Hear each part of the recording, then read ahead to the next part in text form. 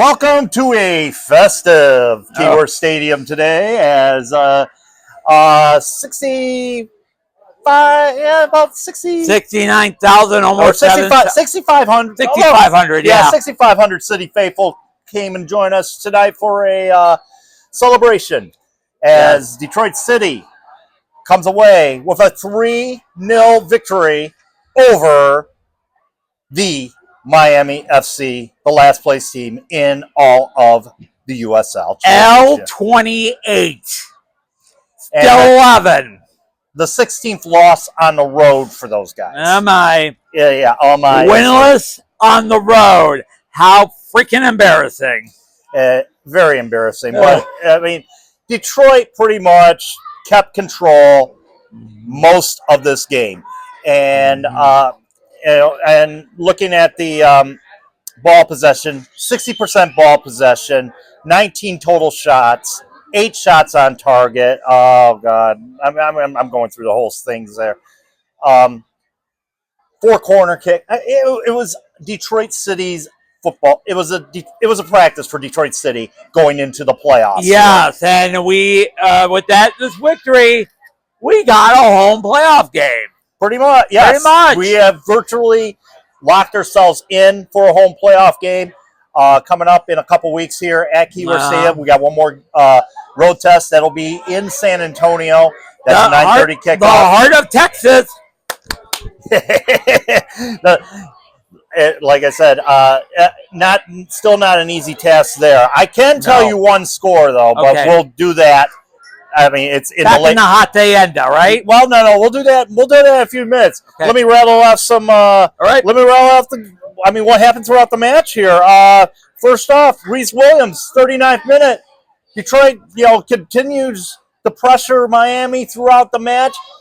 Came to fruition in the 39th minute thanks to a goal by Reese Williams. How fitting! He was honored in his 105th match as the 6th Centurion, playing well over 100 matches, and kind of fitting. He also received one more award. We'll go through that later on as well. And then in the 75th minute of play, Lauren Kisiedu came off the bench. He came off the bench, actually. Super sub. Yep, the super sub came in. He came in off the bench in about at the 69th minute. 6 minutes later, puts it in the back of the net. Oh, yes. Pretty goal. He ran it. Pretty dance. And then it was turn out the lights. The party's over, as Don D. Don used to sing. As Lee Corso would say, not so fast. Oh, my. We go into stoppage time. Detroit City up 2-0. Yes. Foul inside the box on Elvis Amo. Yes. Elvis was going to take the PK, but then something unbelievable happened. And then when I was watching, I'm saying, when I saw Nate Taylor, for the minute I closed my eye, I'm thinking, wait a minute. What the? Oh, my God. Oh, my God. What happened? Yeah, exactly. Nate Steinwasser comes in and asks if he can take the penalty kick. Guess what happens? Puts it in the back of the net. 3-0. Bang! Whistle blows. Game over. Home regular season over. City wins. City win. Wow. And what that means is now that Detroit City will be definitely looking at hosting a playoff game. Right now in the 67th minute of play. As we record this, North Carolina is up on the Tampa Bay Rowdies by a score of 1-0. Any drop points by Tampa Bay or Indy 11 combined with the City win would establish playoffs for Detroit City. Now we're at the point. If Detroit City, with the Detroit City win, we're waiting on Indy 11 and Birmingham Legion. We'll let you know later how that goes. Yes, in after hours back in the hacienda. As far as where Detroit City will be seated in the playoffs. So and there's a good likely chance they could be seated number 3. Yep. That could be an extra home playoff game if, let's say, Charleston Battery loses in the first round, or even have a scenario like they did last year when the top three out of the 4 seeds in the Eastern Conference all lost on opening weekend. Oh my! And then which ended up being that Detroit City ended up having to travel to Louisville for that second playoff game. We know how that turned out, unfortunately. Yeah, it was a 4-0 butt whooping. Unfortunately, it was just terrible. It was sad state of affairs. I know. Down at Lynn Family Stadium. Don't worry, we're building a better stadium in Corktown in 2 years. Yes, indeed, we are. Not counting the playoff game, this is the third to last year of this wonderful stadium. This is so cool. And being a Hamtramck native myself, this has been such a special one. But there is only limited capacity you have to do with the stadium, because you have to have the TV cameras and all that and all that. Yeah, 14,000 is a far cry from 7,000. You're right. Maximum. So you look at it. You look at it. It's building. And it's also helping a great community, a great bustling neighborhood now. I know that really well. Yeah, Corktown, the Corktown district is now bustling because of the Michigan Central Station and all the development that's been going on there, ever since Tiger Stadium was demolished back in what was it, 2008, 2009? Yes, I remember. Like I went to the radio station when I used to do a college radio station. One more thing, the reaction when Nate took the crowd, everybody was so freaking excited. It's something we never saw ago. We saw Carlos Santana scored a penalty kick goal Saldana over in Houston. Yes, over down in Houston. And this is the second time we have seen a goaltender take a penalty kick goal. That one was in the open up and well deserved. Well deserved because you think of the camaraderie that Danny Dicchio is bringing to this team, this club, and all that stuff, and it resonates all the way around. Yeah, it goes from from Steven Carroll all the way to Maxi Rodriguez, winner of the well deserved. Winner of the Black Arrow Award. We'll share that footage later as well. It was just, the camaraderie, the closeness of this team. That's what we'll remember out of this run. And by the way, the most successful run in the USL Championship in the 3 years we've been here. Absolutely. Remember, we had to fight for the fail-out spot, and now a lot better. Given that little remember back in June. Yes. We were on the verge of probably losing this thing. Oh man. We hadn't won at home. No. And we were struggling on the road. We had the 4-0 win in Miami. The last win prior to the win at home. The last win at home prior to the win against New Mexico. Yeah. Was against Charleston Battery. Wow. Second sheet. 1-0. Yep. And, the first time we beat a team coached by our former head coach, Ben Pierman. Yes. Yeah. And, and we won the season series with them, too. I mean, go figure there. And we seemed like we owned all the tiebreakers, literally. Yeah. And it's sort of like the mad dash we have been seeing for the last few months with the Eastern and Western Conference. You know what I mean? If you remember the old Canadian game show, which was available in Windsor, it was like, the team that's had wave drop point there in the middle over the team. You thought this team would probably be lucky to even get a chance to host a home playoff game. Now we're in a good string of unbeaten performances thus far, including even though you want to take you got a little salt in the wound last week with the Indy draw. Yes, the draw prior in Charleston was a good draw.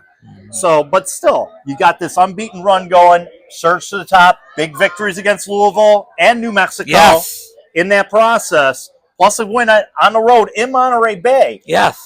This team started to come up and moving up more. They're moving up more in the power rankings. Do you feel that this could be a team that could make some noise in the postseason? I think so. We took a limit here to Louisville here. We beat New Mexico. Charleston, we could beat Charleston. We beat them before, but let me tell you, the playoffs is never a guarantee. you have to score. And if you're in a stay like 0-0, 1 or 2-2, oh brother, and then go into extra time. And last year, the winner, the eventual winner, Phoenix, had a fun game with the now defunct San Diego Royals. Yep. San Diego was trying to win it just for their last season, and then when Phoenix snuffed them out, it was like a funeral. And then, Phoenix ended up going on a magical run, which took them down to Patriots Point, where they upended the Battery to win the USL championship. And they upgraded at Orange County and Sacramento, with Dicchio was an assistant, and then up there. And don't forget, last year, Detroit City upended the top dog as well. Oh yeah, the magical bullet by Dominic Grasso, who we may or may not see again. I don't think he might be eligible for the AT. Okay. Going into the playoffs. Okay. But the thing is, I think it's one and done. Yes. It's one and done. Win or go home. The ultimate win or go home. Can happen. I've been harping about Louisville, the way they've been rolling like gangbusters this year. Doesn't mean diddly unless they get the start. They have a good chance of getting it. They got home play or home seed throughout the whole playoffs. However, it takes one game. One game. If you have one bad game in that playoffs, you don't come to snuff one night. Put it all in for you. Done. You're gonna have to wait until March. Yep. Okay. Yeah. Just like that. It could happen. Like that. Just like that. Like what happened to Pittsburgh. We see how crazy the Western Conference is right now. It's a pillow fight. Yeah. We see how crazy, for just getting into the playoffs. Oh yeah. The Eastern Conference, same way. You have 4 teams right now sitting, tied at 42 points. Oh yeah. Who's going to come out of that? Who's going to come out of that scrum? Who knows? Would one of those teams go into Louisville and beat them? Exactly. Or go into Charleston and beat them. Scenario right now is, being the 3rd seed, most likely we'll probably either get Rhode Island or Tampa Bay at this point. So, who would you be comfortable facing on, Rhode Island or Tampa Bay? Either or. I would say Rhode Island. If you were to face Tampa Bay, I would correct the mistakes that you made during that game. I know you went down 10. I know you went down 10 to 10 men that day. Yeah. And I would personally, definitely correct the mistakes that day. I'm seeing City more, defensively. Sometimes if they want, they'll put 5 in the back. But when they go offensively, those 5 in the back, two of those wingers are moving up offensively to create chances and make opportunities for players like Maxi Rodriguez or Reese Williams or Ben Morris or whatever it is. I like to see the flow that's going on. Keep that same flow going. Don't make any costly mistakes like, say penalties or say red cards or whatnot. Yeah. So don't make any costly mistakes. You got to be almost perfect sometimes. You're right. And by the way, a little update on Tampa Bay, North Carolina. North Carolina 2, 10 minutes to go. 80th minute on that one. So if they drop points, since we own the tiebreaker against Tampa Bay, I think it's looking good. And then we're off there. But you're going to be back in the hot. Yeah, we'll go over that Indy game later on. Once we got plenty. We got highlights to show you of this victory here for Detroit City. Also, the ceremonies on Ontarians and Reese Williams and Maxi Rodriguez receiving his honors as well. Okay. And Reese Williams also receiving a few honors as well from the Northern Guard. Yeah. But we'll be back. Okay. We'll give you some highlights, and we'll be back at the Hacienda with the rest of the scores. Thank you very much, Matt Cat. Thank you very much, Steve. Thank you. Following the match this afternoon, 2 Centurions were honored in front of the faithful at Keyworth Stadium today. Thanks, Sean. All right, can we have Michael Bryant in the front here?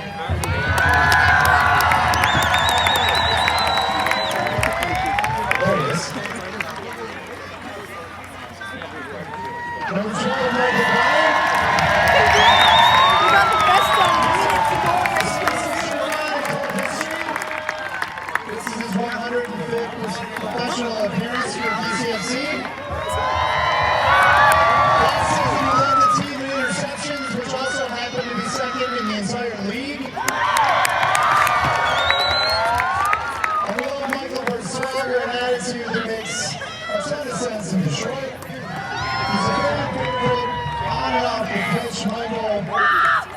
does it feel to be a Centurion?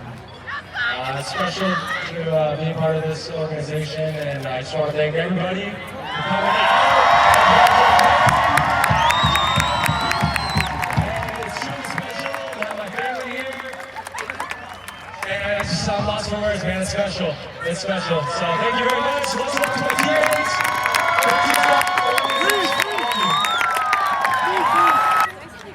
All right. Reese Williams, the sixth city Centurion in club history. A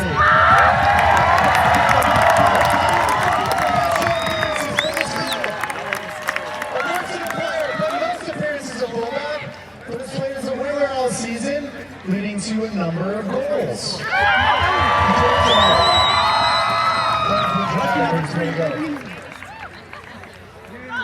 And probably one of the most inspiring aspects of Reese's career here is that he's inspiring the next generation of players as a coach for DCFC City Youth.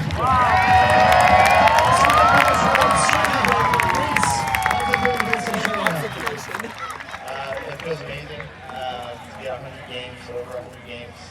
3 years ago, I didn't think it would be possible. So I'm grateful for every time I step on the field. We obviously have the best fans in the league.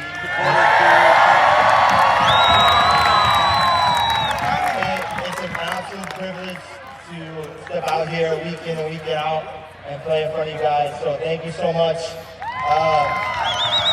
One thing, I just want to please give a round of applause to my parents because they've been part here the last 49 years and sacrificed so much. So thank you guys. Thank you. It's a distinct pleasure each year.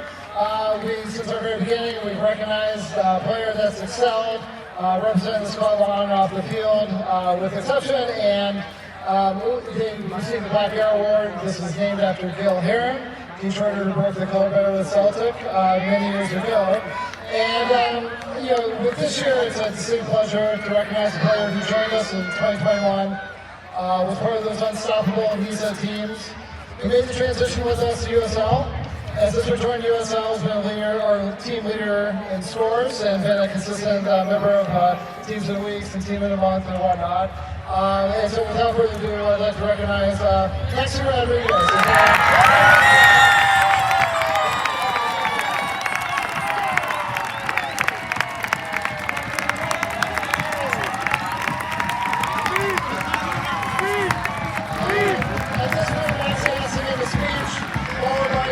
Riding of the bike around the stadium.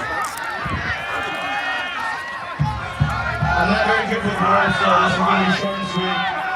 Obviously, I couldn't do what I've done without these guys, and I know it can be an asshole sometimes, and they're going to be the first ones to say, so I just want to thank them, thank the fans, thank my girlfriend for putting up with me every day. It's fun every day, and I wouldn't want to do it anywhere else. This year has been special for me, and it's something I'm going to remember forever. Maxie received the honor of getting a custom-made bike from Detroit Bikes. He said he hasn't rode a bike in 5 years, but he started getting used to it and was pedaling off to greet the supporters at the other end. Reese Williams proudly accepted the honor from the Northern Guard supporters, the Legacy Award. Currently, right now, he is a coach in DCFC's City Youth Program in the city of Detroit.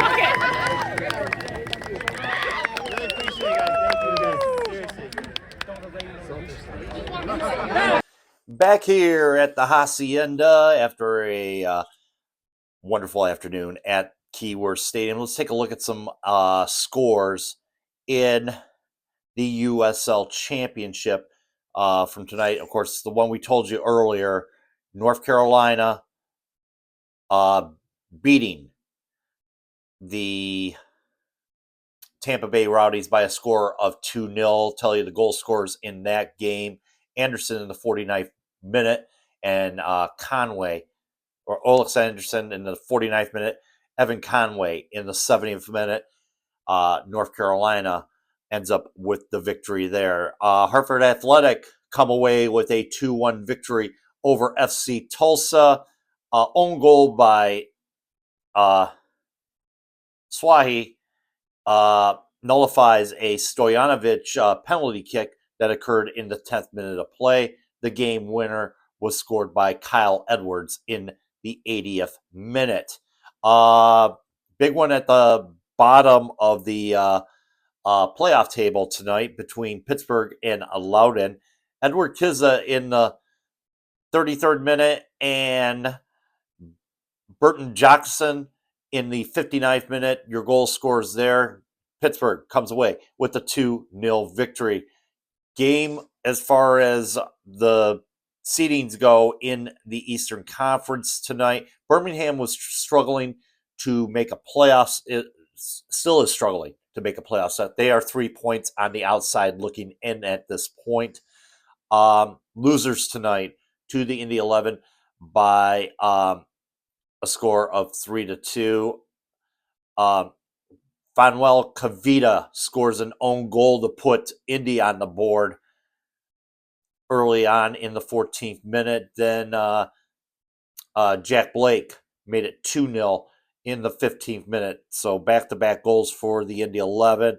Stefano Pino in the 54th minute kept it a little bit close. And it got a little bit interesting there. Wooten gave the home side a goal in the 86th minute of play. However, Zohir got one in the 90th minute, an assist by Enzo Martinez. I believe that was his 50th in his career in the USL Championship. Nonetheless, Indy coming out victorious today down at Carroll Stadium. Charleston Battery and Rhode Island played to a 1-1 draw. Fusion got things going in the second minute of stoppage time in the first half, putting Rhode Island in the lead. However, MD Myers equalizes in the 71st minute, and Charleston comes away splitting the points with Rhode Island FC. Big, huge thing going into the standings, which we will look at in a little bit there. San Antonio and Louisville City. This was supposed to be a marquee game. However, San Antonio struggling to get into the playoffs on the western side. Everybody knows about Lou City, top dog in the East.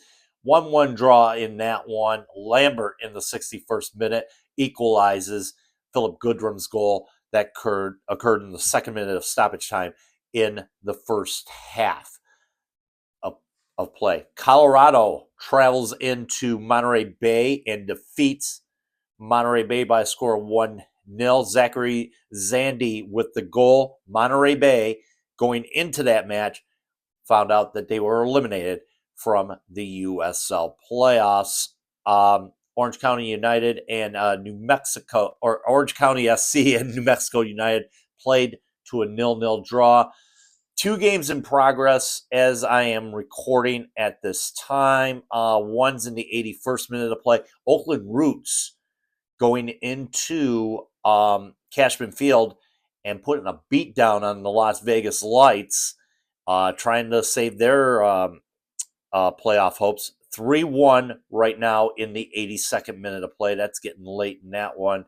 And then Memphis 901 is 1-0 over Phoenix Rising. Dylan Borzak with the goal in the 44th minute to give Memphis 901 the lead. Let me go with the goal scores. Back one for the Oakland Las Vegas game. Johnny Rodriguez in the 3rd minute got things going. Hackshaw scored an own goal to equalize things, and then Johnny Rodriguez put one in the 73rd minute of play to put them up 3-1. Let's see.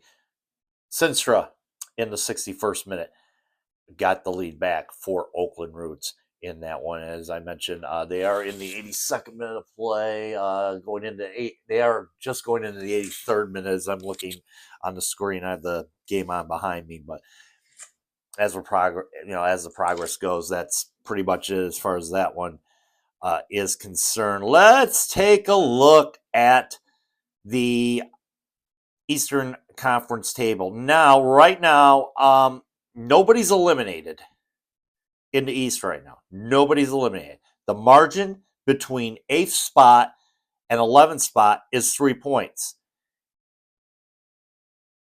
Kaylor Hodges claims that Birmingham is dead and may not make the playoffs. Like I said, the margin of error is 3 points. Depending on tiebreakers and whatnot, we don't know who's eliminated as of yet. So it's still a dogfight for that 8th spot. North Carolina sitting in 7th at 45 points. Right now, they would be playing Charleston if the playoffs were to start next week. Tampa Bay sits in the 6th spot right now. They still have a chance to leapfrog Rhode Island, sitting at 48 points, provided they win against the Hartford Athletic on Wednesday down at IMG in Bradenton. And then their final game of the year is against the Indy 11. So here's the deal here. All Detroit City has to do on Saturday night is basically you root for Indy 11 to lose if Indy 11 ends up drawing the match. So a draw or a loss virtually clinches the 3rd spot for Detroit City FC. So that's the scenario we're looking into right now. If Indy 11 win, all Detroit City would need is a draw down in San Antonio that night. We'll know the result prior to kickoff on Saturday night, where Detroit City will stand as far as what position they will be going into the playoffs. The difference will be if they're in 4th place, they have the chance. I mean, right now it's either between our opponent will either be Rhode Island or Tampa Bay at this point. Maybe Rhode Island might sneak into the with 3 points, I don't know. Rhode Island's next opponent, they will be taking on Charleston Battery. Tough task there down at Patriots I'm sorry. They'll be taking on the Miami FC. Not a tough task there. They'll be hosting Miami FC. Should they win, they could move into the 4th spot by virtue of a loss there.